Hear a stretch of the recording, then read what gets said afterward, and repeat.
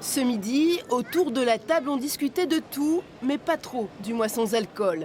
Les mieux informés en avaient entendu parler, très peu semblaient convaincus. Je décide pour moi, qu'en fait, j'attends pas qu'il y ait quelque chose qui arrive pour d'un coup me mettre à arrêter de fumer ou de boire. C'est une question d'équilibre, quoi. C'est quand même assez épicurienne, je ne vois pas passer un mois entier sans partager un coup avec des amis. Il y a des gens qui en ont besoin. Voilà. Il faut que ça reste pour moi, l'alcool, il faut que ça reste un plaisir, que ce soit un moment, un événement, mais pas au quotidien. Le vin plaisir, ici plus qu'ailleurs. Au cœur d'une région viticole, Bordeaux détient le nombre record de restaurants par habitant. En tant que restaurateur, je vous dirais naturellement que le mois sans alcool impacterait directement notre chiffre d'affaires. Car naturellement, si les gens ne viennent pas ici pour boire un coup, ici à l'heure de l'apéro, ça nous ferait beaucoup moins de monde à 18h, ça c'est sûr. Chaque année, l'alcool tue près de 45 000 personnes en France contre 78 000 pour le tabac. Le défi de janvier est une campagne inédite chez nous. Elle invite le grand public à s'interroger sur les conséquences de l'abus d'alcool. Quelle est votre position aujourd'hui par rapport à l'alcool ? Nous n'appelons pas à l'abstinence, on demande juste une pause, de façon à voir est-ce que l'alcool a une place importante dans ma vie ? Et s'il en a une, eh bien, il faut peut-être que je fasse quelque chose pour essayer de la limiter. Ni le Conseil interprofessionnel du vin de Bordeaux, ni la Fédération des grands vins n'ont souhaité s'exprimer. Les alcooliers avaient critiqué cette campagne l'an dernier, avant que le gouvernement ne retire son soutien. Christelle Mazéas, bonsoir. Bonsoir. Vous êtes médecin addictologue à l'ANPA, l'Association nationale de prévention en alcoolologie et en addictologie. On en a parlé à la fin de ce reportage. La campagne a été annulée en novembre dernier par le chef de l'État.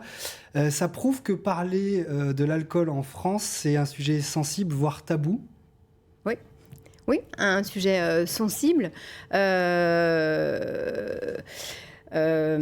D'autant plus sensible que, en effet, on parle de dommages, mais on ne parle pas de réduction des risques. Or, là, il s'agit de parler de ce mois, donc nous, on n'emploie pas ce mot sans alcool, mais le défi de janvier comme un challenge en lien avec ce mois Dry January qui vient du Royaume-Uni. Du Royaume-Uni depuis 2013. Alors, à quel moment on peut parler, pour qu'on comprenne bien, d'addiction à l'alcool ?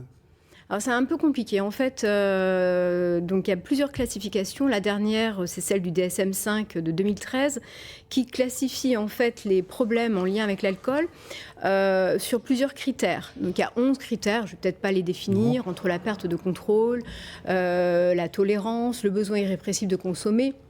Et en fonction de les nombres de critères qui correspondent donc à la personne,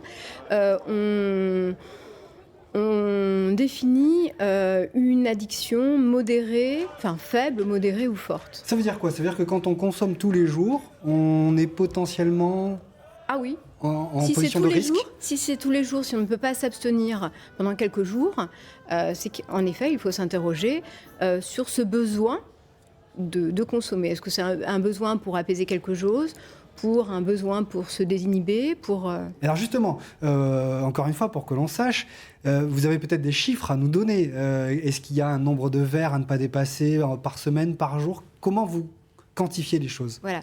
Alors les choses, au fur et à mesure, notamment via le monde médical, et en parlant des dommages, les chiffres, les nombres de verres se restreignent de plus en plus. Donc actuellement, on conseille aux gens, donc pas aux patients seulement, de ne consommer que 10 verres par semaine. Donc 10 verres d'alcool. Alors 10 verres d'alcool, ça veut dire un verre, dans notre jargon, c'est un verre de vin, une bière de 25 centilitres, 2,5 centilitres d'alcool fort. Voilà, on parle soit en unité, donc ça c'est une unité, et il est soit bon aussi en grammes de se restreindre, d'alcool. c'est-à-dire 2 jours par semaine sans alcool. Sans alcool, voilà. Ça c'est la bonne formule. Voilà. Et c'est bon pour le corps ? C'est bon pour le corps. C'est bon pour le corps et faire cette pause, ce n'est que bénéfique, mais bénéfique même des bénéfices à court terme. C'est qu'en quelques semaines, même en quelques jours, le corps ressent moins de fatigue, une meilleure qualité de sommeil. Il y en a qui parlent aussi de qualité au niveau de la peau, puisque l'alcool crée une inflammation chronique générale. D'accord. Mais merci écoutez pour tous ces conseils. Donc on va se lancer ce défi, peut-être ce défi de janvier. Merci Christelle Mazéas. Collectif. Vous êtes médecin addictologue. Merci d'être venu jusqu'à nous. On en vient